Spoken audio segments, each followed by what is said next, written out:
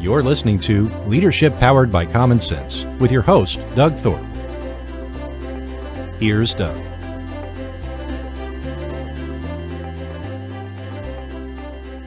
Hello again, everyone. This is Doug Thorpe, and you're listening to Leadership Powered by Common Sense. In today's episode, we're going to be exploring just some fundamental principles about this thing called leadership development.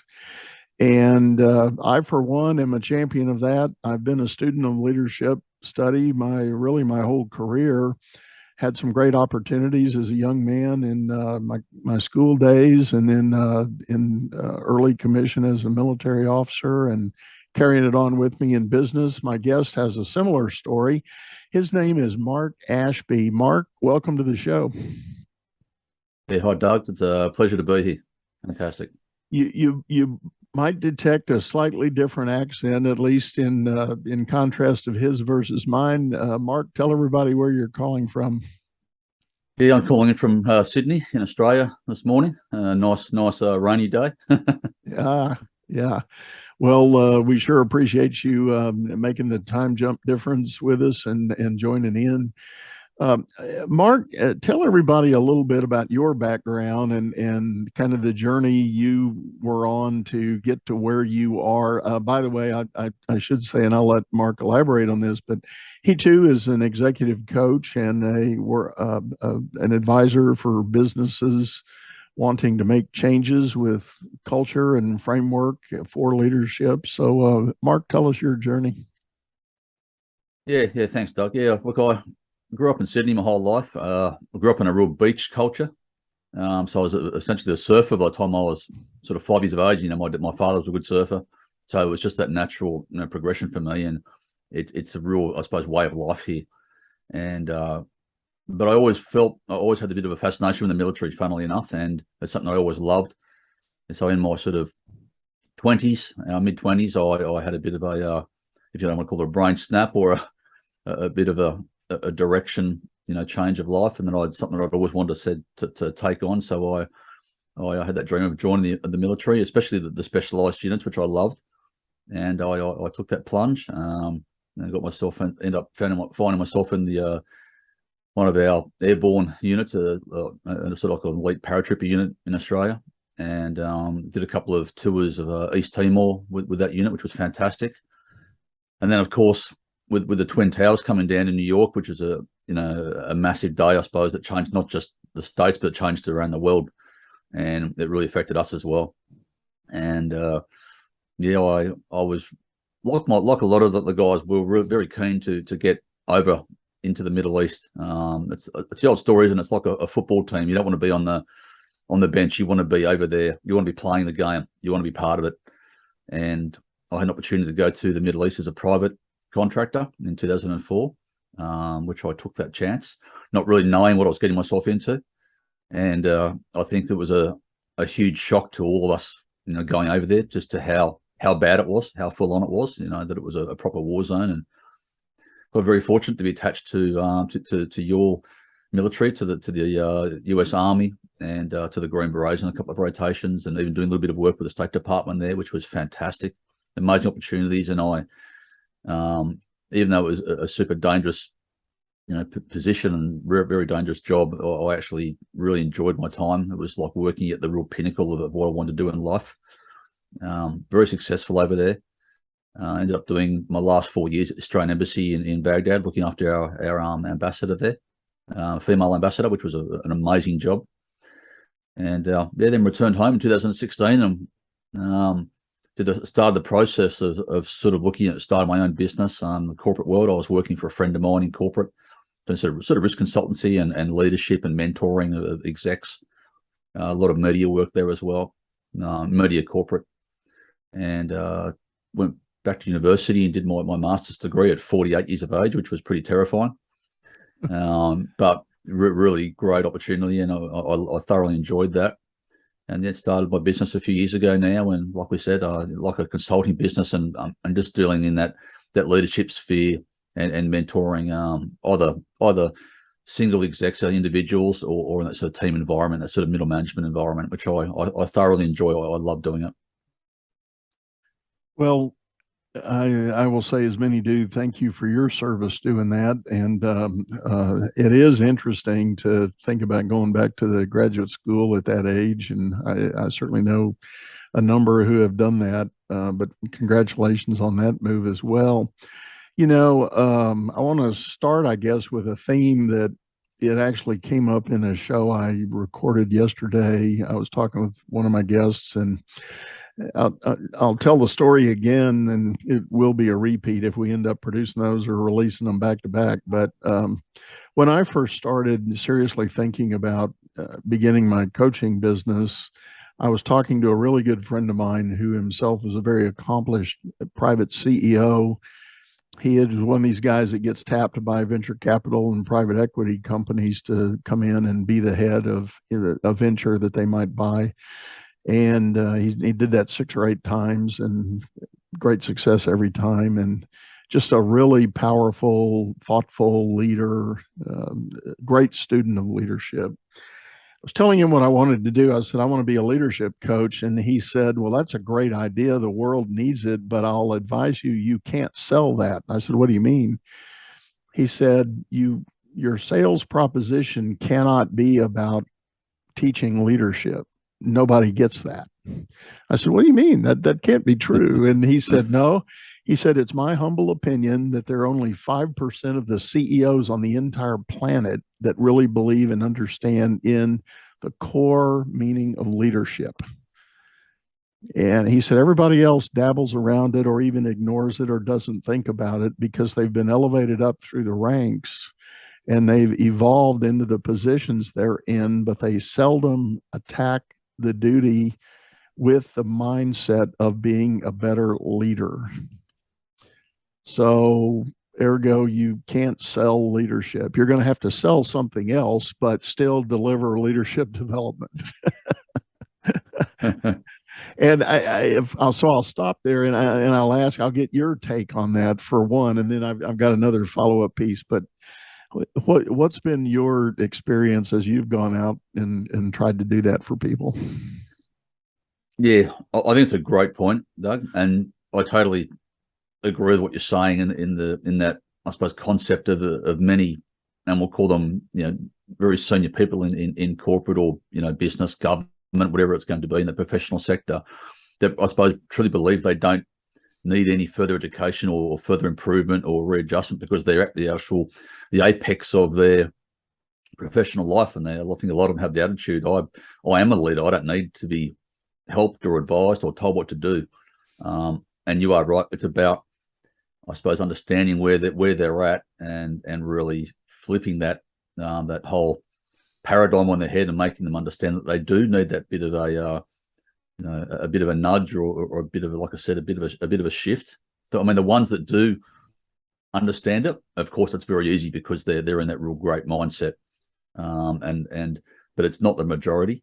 I think it's getting better, and I think that the pressure of society now and the last few years of this pandemic has sent a real flip in that whole business concept and where it's going in the future, and the different generations coming through now, that pressure of what they expect and their education. And I don't mean education in schools. I mean they're educated in the business world now. They really understand what they want and what they can achieve, and that's I think a lot of pressure on leaders now. But yeah, I totally understand what you're saying. That's a funny one. Well, the guest yesterday, she and I had an interesting discussion about it. She said, thankfully, she agrees. She thinks that the basic mindset is broadening and getting deeper and more open to the idea of it. But she could understand why my friend made the statement he did. And, I added that one of the reasons after he challenged me with that, I got to thinking about it. It makes some practical sense because the modern business world has a fundamental tradition of looking out in an organization. They need a frontline supervisor. So what do? We pick the best producer. We pick the smartest employee, the one that's maybe our head salesperson, our head transaction processor, whatever that role is as an individual contributor. We pick the best of the best and make them supervisor. Poof, you're now a manager. And some companies do better than others at training for that transition, but in a lot of cases, there is no training. You're just put in the role and given the blessing to move forward. So the person struggles to figure it out. If they have some success, what happens? They get promoted again. And now they're on the management train, and two or three more promotions, all of a sudden they're a director or a VP or something like that. And there's this unconscious bias of saying, well, what got me here can probably get me there, so I'll just keep doing more of that. And Marshall Goldsmith, in one of his books a few years ago, challenged us with that idea: what got you here won't get you there. And kind of accentuated the need for leadership development to take that next level. Yeah, it's interesting, isn't it? And it's unlike, I suppose, the military, where you get chosen for a promotion based on maybe your skill set or your attitude or a bit of both, but then you've got to then go and do that promotion course.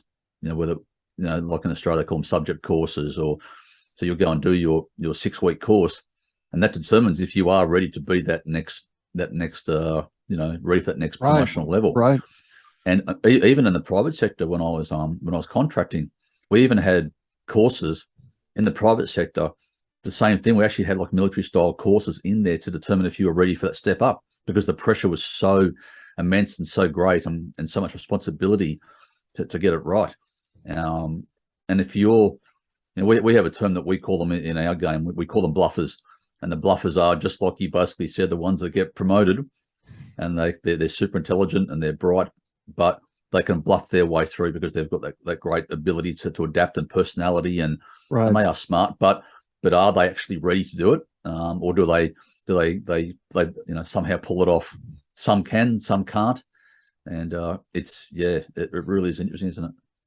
Well, and to your point, the U.S. military has that same thing. We've got the Command and General Staff College, which, when you get to be a very senior military officer, regardless of service, you go to this Command and General Staff, and they call it a college for a reason. I mean, it's another level of instruction about thinking bigger, thinking strategically, leveraging talent, leveraging managers below you, because you're now a very senior manager and you need to be of that executive leadership mindset. And there's more training on how to develop leaders below you, et cetera, et cetera. And you make a great point, Mark, that there are systems that have that recognized as a need for solid leadership advancement. Yeah, it's I think that things are slowly changing. I've seen a bit of change in that sphere, where a lot of big organisations now are really promoting the education with leadership, and really, I suppose, understanding where you're at and looking at the correct platforms inside of the business to actually promote the right people. Their own little, I suppose, talent sort of understanding side of the business, and where years ago I don't think that really existed. So yeah, it's a really you hope it's a positive sort of shift moving forward. And I think after the pandemic, I think things have been elevated that we probably didn't see before, or we didn't really recognize before. And it's going to be very, very interesting to see if that keeps progressing moving forward, with many people now that I've seen myself in the industry that, unlike years ago, people would get into a role, they'd be happy with it, they'd be in concrete in that role and stay there for years. Sometimes they've been in the same firm for 10, 20, 30 years. Where now a lot of these younger kids coming in, I call them kids, they're not afraid to ask questions. They're not afraid to leave anymore. If they aren't happy with their conditions and their perks, they will leave. And I've seen a real trend lately. I've been speaking to a few execs and board members about it, where these younger kids coming through now, they're leaving in teams, not just individually. Like, in the past, a person would leave a role for another role. Now they're actually being headhunted, and they're leaving in groups of 10 and 15 together. Yeah. Which is leaving that firm in a gigantic hole. Like it's terrifying them. Yeah, a lot of my clients in the bigger companies are expressing that same concern that there's a very distinct and empowered mindset from the employees at large about well, at the core of it is the idea of if you dare had a culture of command and control style management, which is traditionally a little heavier handed, not much collaboration, just very directed instruction. People are just balking at that. They're saying, I don't want to work there. I don't want to work at a place like that. And so some of the so-called old school leaders and those who were conditioned that way are really being hit with a new reality. Yeah, I think it's really noticeable. I think just in society in general, it's a real change there. I don't know whether social media and technology has really enhanced that. I think it has to have a big part of that now, where people they get on platforms now. They all talk. They all understand through each other's networking what is going on and how to get around things and what I suppose what you can put up with anymore. And it's like when I was, I suppose, younger and growing up in the 80s and that time frame, you worked and sure, you may have got a hard time, but you were, I suppose, excited to have a job. You're so excited that, oh wow, I've been taken on for this role, and you gave it your most because that's what your parents did, that's what your father advised. Where and even in the military was a bit different as well. Then where now they're different. They're not afraid, these younger kids, to really speak up and say, I refuse to do that. I know whether it's a positive or a negative. I don't know yet, and maybe none of us will know for the next 20 years if that's worked out okay.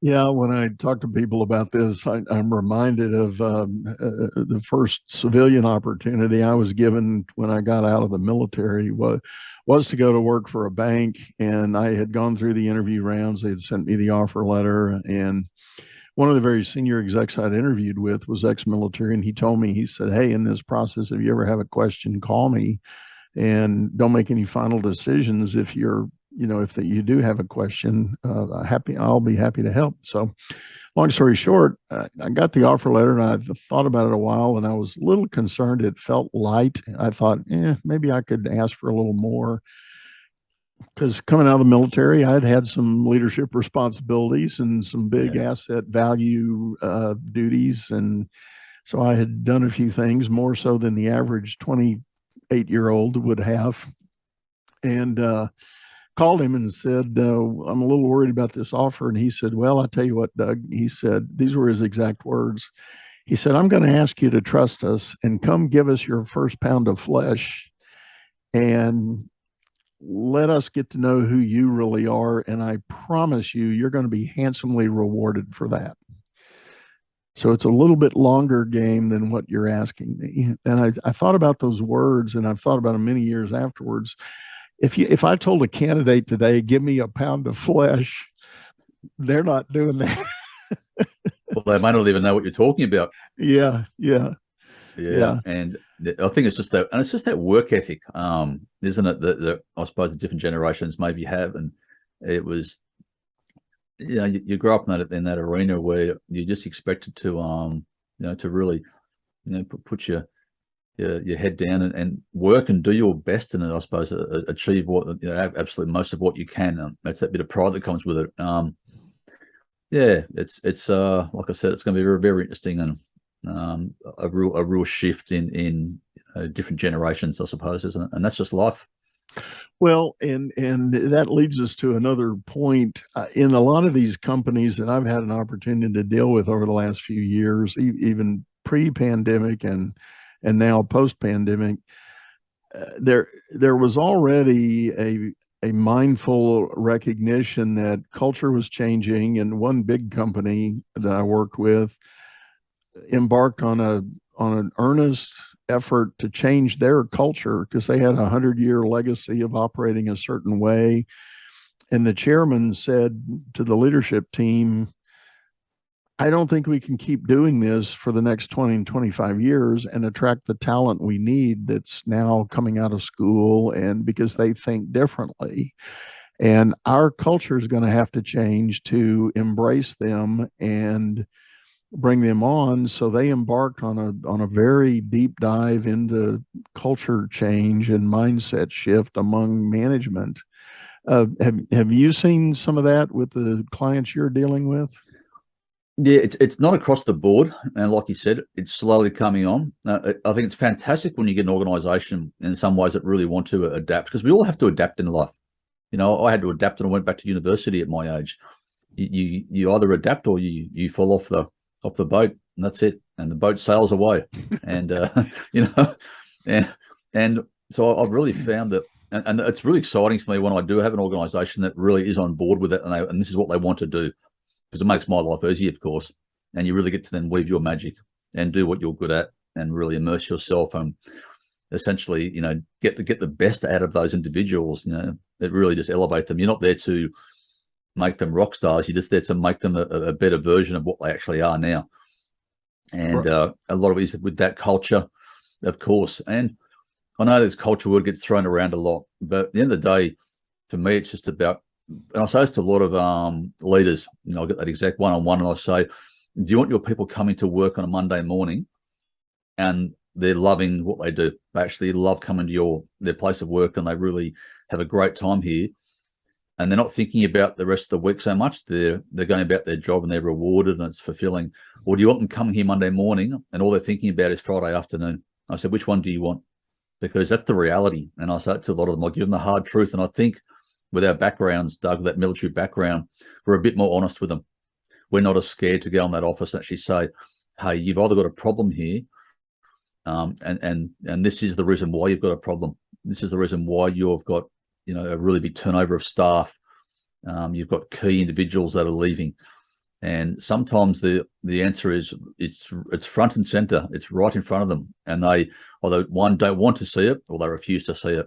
And it's something that's it's crucial to the survival of your business, because especially if you've now got the situation where people are leaving in numbers, you could potentially be losing, you know, millions, you know, per day in a giant firm. You know, with that, and that business continuity, it just goes out the door. So Yeah. it's Yeah. got to be that real adaptive mindset moving forward. Yeah. To your point, I find it interesting. I frequently, when I do finally on board with a client and we get kind of in the early stages of the work, I will ask them specifically to share with me why they thought they wanted to pick me as their coach or their advisor. And probably the prevailing answer I get is the fact that they respect the military background and they believe they need a military mindset, military discipline about the way they're going at things, because up to that point, they feel a little disjointed and a little scattered and a little overwhelmed by what's going on in their mind, especially if they've never themselves had a military experience. They somehow correlate the little more precision, a little more discipline, a little more direction out of the military framework. And on one hand, I don't know about you, but I would go so far as to say, I'll be real transparent with everybody listening. I find that a little interesting because, you know, the military wasn't exactly a perfect organization either. No, it has its own flaws, doesn't it? Absolutely.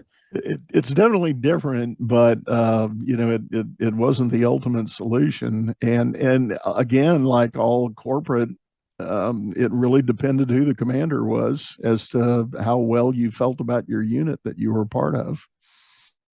Yeah, and that's a great point. You know, I'm sure that you and I both have worked for some pretty ordinary leaders and some outstanding ones. But the outstanding ones, for me, in the military and in those circles, you remember them forever.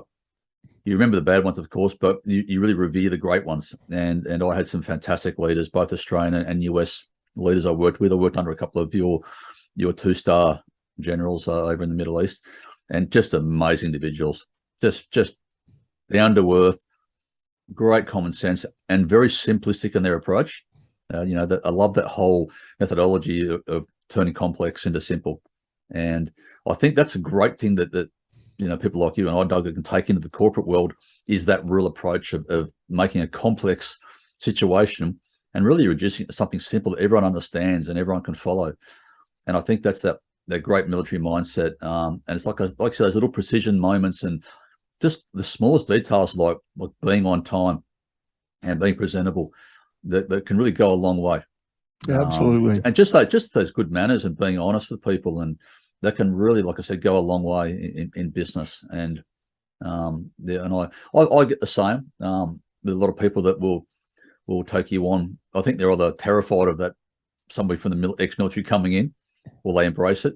But I think once they get to know you and they realize you're not a robot, you're there to help them and stand by them no matter what, to literally hold their hand through the process and be honest with them. Because a lot of the time, the problem too may be a personal problem. It may not be a problem within the business. It could be something that's coming from home, going through a divorce, a custody battle with children. And that's, of course, a direct reflection of the business and what's going on, and they're taking it out on their staff, or they're letting their business mindset wane. And it's about you really resetting them and really make them understand what they have in front of them, how hard they've worked to actually achieve where they are, and help them to really understand that. It's a great process. It is. It really is. And I'll tell you what, on that note, Mark, we're going to take a short commercial break. And folks, when we come back, we're going to dive a little more into maybe some nuts and bolts about what a leadership development program can look like. And we'll explore that when we come back. Hang with us. Business is all about solving complex problems as fast as you can create them. Become the best problem solver by leading others to greatness too. And the first step is going to DougThorpe.com. Doug Thorpe is known globally for coaching entrepreneurs and business leaders, improving their performance and the work output of everyone surrounding them.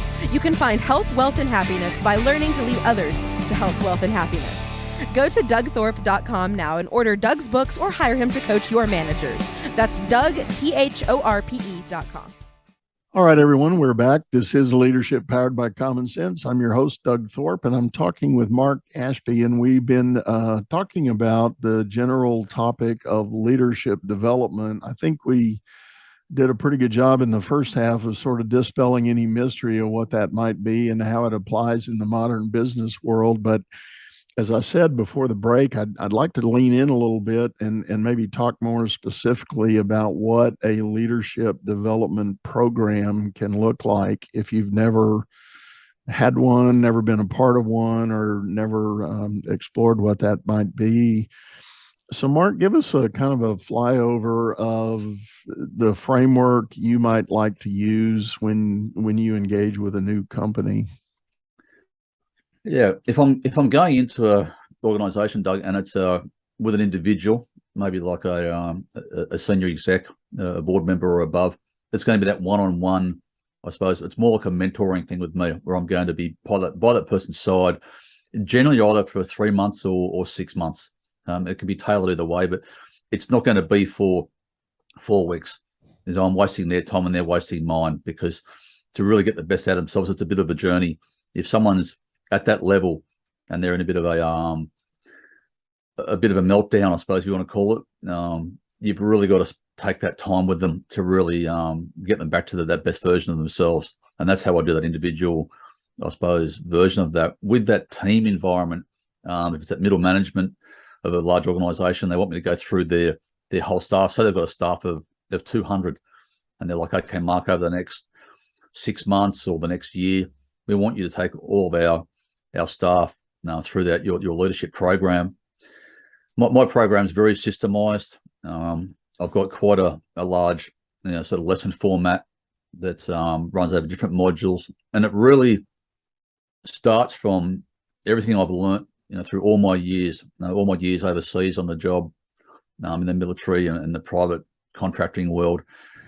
And it really goes from that individual to team up to that sort of exec level.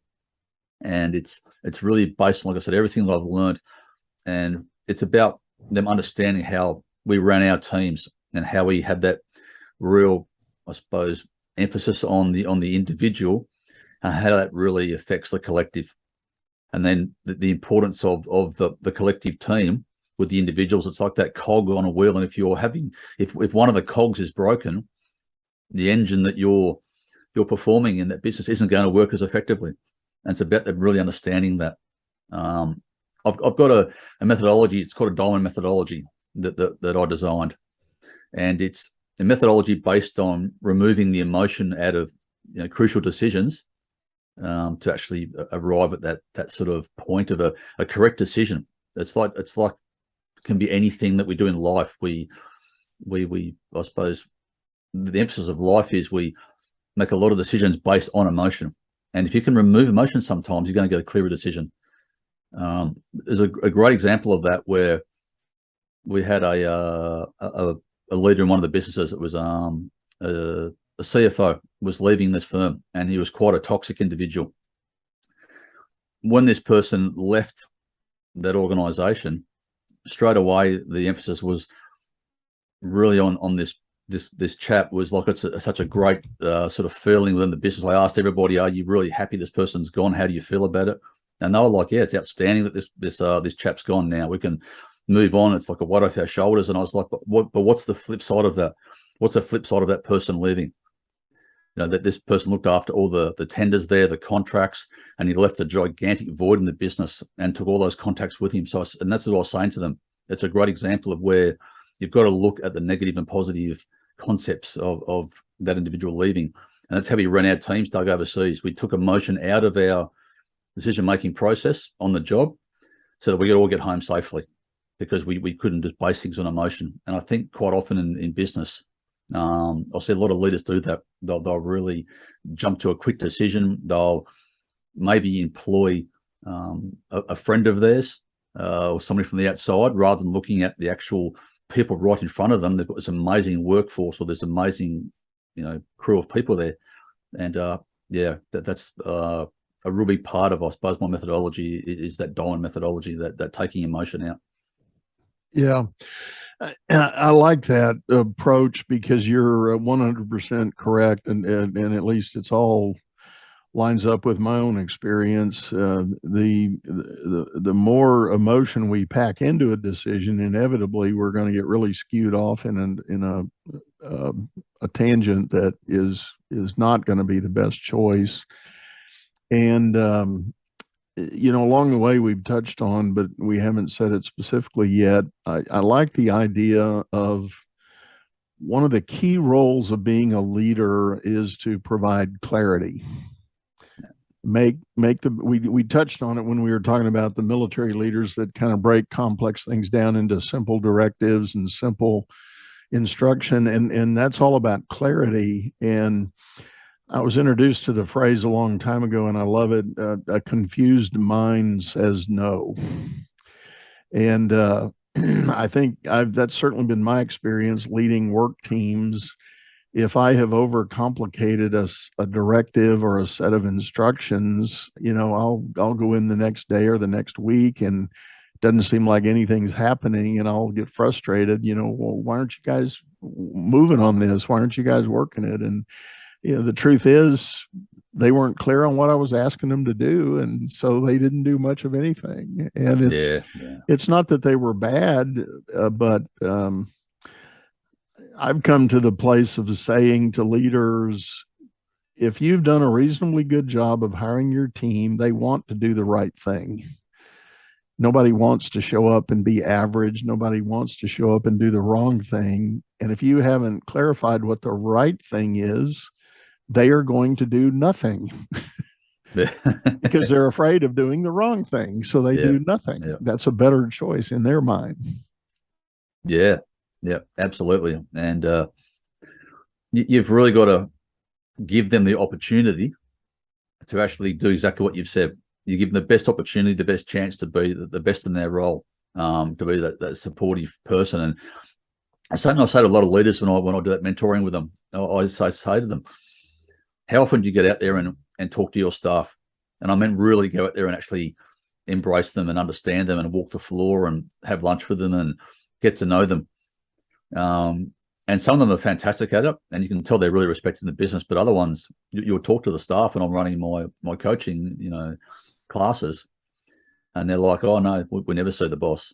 We never see the bosses at maybe the Christmas party." And it's like, to me, that's just not good enough. I mean, I worked with one of your, I said, a 2-star general overseas, and he was one of the commanders in Iraq at the time, and he used to come and knock on my door for a coffee and stuff. I mean, it was just to have a chat about how things were going and how we were going to, looking forward, whether it was intelligence or whatever it was. And it was just an amazing individual. And, I've worked with a few of our leaders as well in Australia. When I was at the embassy, a couple of our prime ministers, the number one person in our country that's running our country, and the difference in those individuals too. I won't go into their names, of course, but the difference in them was staggering. I had one that used to sit in on my orders. We had our mission orders, and he would sit in on our mission orders so he could listen to what we were doing. And this was the leader of our country. To me, that's inspirational stuff. Yeah. And you remember that. Oh yeah. And I agree with you. And that was one of the things that I did take away from the Army. I mean, in most Army structures, there's two tiers of leadership. You got the officers, and then you got the so-called non-commissioned officers, and those are the sergeants, the ranking sergeants. And those guys do most of that real heavy lifting when it, truth be told. And so the role of the officer is to give those guys directions so that they then can do the details. And one of the early experiences I had in the military was, at the end of the day, we used to have these just sit downs. We might, go get a beer or have a soda or something, at the end of the day, but it was usually about at least a 30-minute, if not an hour more download, just being a group of guys. Nobody was exercising rank or privilege or anything, but we were just talking about what was going on, and it would all get interwoven with family stories and other experiences and then facts of the day. It just gave you that insight. And I think for them, it helped break through the veil of whatever mystique it was to be an officer. And if you just showed up to be a regular guy and, talk with them, and there was a lot more trust that would get built. And then when you got really challenged by a mission critical event, there was no questioning authority. It was, yes, sir. What do you need? I'm ready. I'm here. Where do you want to go? What do you want to do? Yeah. The good leaders, you're literally run into a building for them because they've asked you, and they've got you've got such respect for them, that you really believe in what you're doing. And that's the difference. And it's good that you mentioned on about how you have your sit downs with the leaders, and after every mission in the Middle East, or every sort of crucial mission, we would have a debrief for every single mission. Of course, we'd sit down and exactly right, we'd all discuss what went right, what went wrong. There was, nothing was off the table. You could talk about anything, as long as it was constructive. And it really developed us as that group, because we were living in each other's pockets for all those years, and we had to be elite every day. We had to be at that level every day, because it was so dangerous, and the real possibility of if you're losing someone's life every day was there, front and center to us. It was kind of like being on an elite sports team every single day. It was truly incredible to see those individuals operate at that super high level every single day. And my job was really to steer that ship. I did micromanage the guys, and then later on we had some of the girls come into that role. I allowed them to do what they did well, and it was actually amazing to be part of, to watch it develop over the years to become a real elite sort of unit. And nobody wanted to leave that organisation, those teams. We had the same individuals for years and years there, Doug, because they loved what they did, and they loved the direction it was taking, and it was it was a part of history, and it'll probably never happen ever again. It's something that's just that took place, and it's now done. Yeah. Well, and at the core of that, there's another key word that always comes to my mind, and I've had a number of guests on my show talk about it. The key word is alignment. When you, as a leader, when you can think about the vision and the mission that you're responsible for, and then get alignment with your people to, number one, see that vision, understand that vision, but number two, get an alignment of skills and abilities across the team, because all your people don't show up with the same set of skills and experiences. But as a leader, if you're really dialed in, you're going to assess and learn who's got what skill, who's got what interest, who's got what ability, and you're going to do the best you can to line up to maximize that. And whether it's, I'm thinking of a business scenario now. If you've got if you've got a need for bookkeeping and billing, well, if you've got a person at that desk that hates details, that's not a good alignment. But if you've got someone that just lives to swim in the details, that's who you want at that desk. And they get energized by that. They get excited by that. They love being able to tick and tie everything and line it up and balance it out, check it off.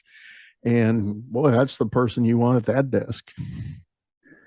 Oh yeah. And I think, like I said before, we touched on it earlier, quite often you have these magic people around you. We had a situation where I was working with one of the big TV networks in Australia, and they were having a real issue there in their production team. And the cut a long story short, they had this a lady working there, and she was very quiet. In every, and I'm sure you see it in your leadership, courses that you run, in every sort of group, generally I do around about between 10 and 15 people generally at a time is sort of my preferred sort of size. And in every group, you're going to have your few alpha individuals in that group. You're going to have your big main cohort of all the workers that all know each other. They all joke around a bit. Then you're going to have always a couple of quiet people, the ones that don't want to speak out. They don't want to speak out in meetings. When you're going around the room for opinions, they sit there hoping you won't point them out. So what I do with them is I'll get them in the coffee room. I'll follow them and I'll hunt them down and get them one-on-one and say, how are you going? How are you enjoying it? And find out about who they are. And this girl we had there, she was so bright and she was so good at what she did. And I went to the senior manager that I was dealing with and just said, do you realize what a gem you've got with this girl there? She's just very quiet and shy, but she is so good at what she does. And you've got to give her a chance. And she actually turned out to be amazing. She's still there and she's now quite senior in that role there now. But I love those success stories when you find those little diamonds. It's really fulfilling. I had a similar experience with, I was doing some work a couple of years ago. This was pre-COVID with a leadership team out at one of the big oil companies. And we had done a team assessment exercise. It was everybody on the team filled out this survey, and then we plotted the alignment ideas. And when the findings came back, this was like a 14-person team. When the findings came back, they were pretty clustered on most of the topics, but there was always one dot on the chart that was way out of skew. It was just, on a 180 quadrant or opposite polar position. And so we got into the team meeting to debrief on that and do some work about that. And of course, in my mind as the coach, I wanted to kind of dig into that one exception to see if we can figure out how to bring them into a little better alignment, because otherwise the team was very much, lockstep with each other. Well, to your point, it was pretty easy to figure out just watching the group in the first 20 minutes who that person was. And then we did some other work first, then we got into the report. And fortunately, the personality distribution was pretty good. And we started thumbing to those pages, and that person self-identified. He said, I know what my dot is. And he started, but he opened the door for the discussion. And kind of to your point, it turned out he was one of the deeper, more brilliant thinkers on that team for what they needed to be doing.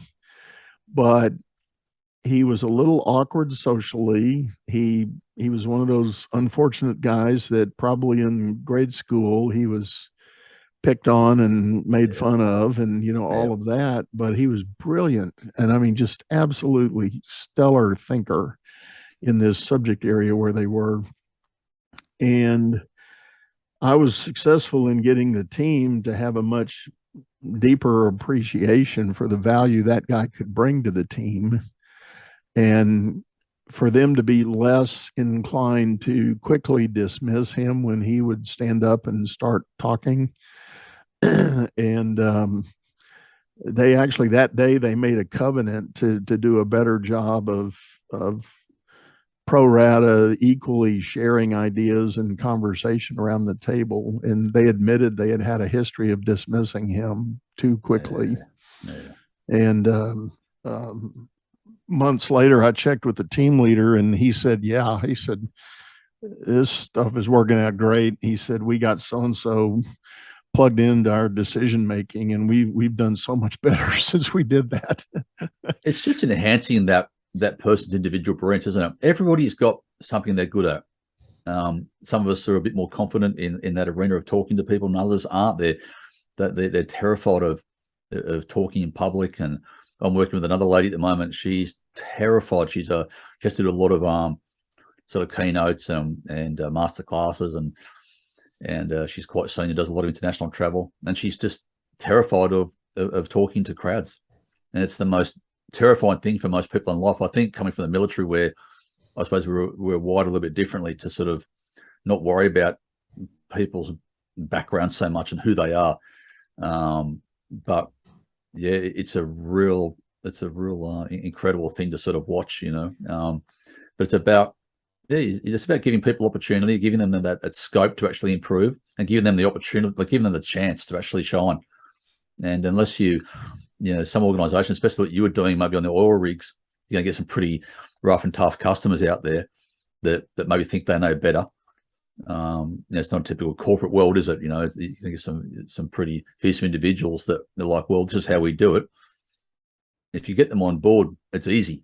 But that's the magic, isn't it? That's the magic that you can weave. And I think you're a person that can either do it or you can't. I think you've got that ability to really turn people's mindsets around and turn, just to shift the paradigm as well. And if you can do that, I think it's a great skill to have. Yeah. Well, Mark, I think we're kind of up on a stop point here. I really appreciate you joining in and sharing all your views and insights. Tell people the best way to get a hold of you if they're interested in learning more about your activities and programs. Yeah, very simple. My website, Doug, it's just markashbyconsulting.com. That's Mark with a K.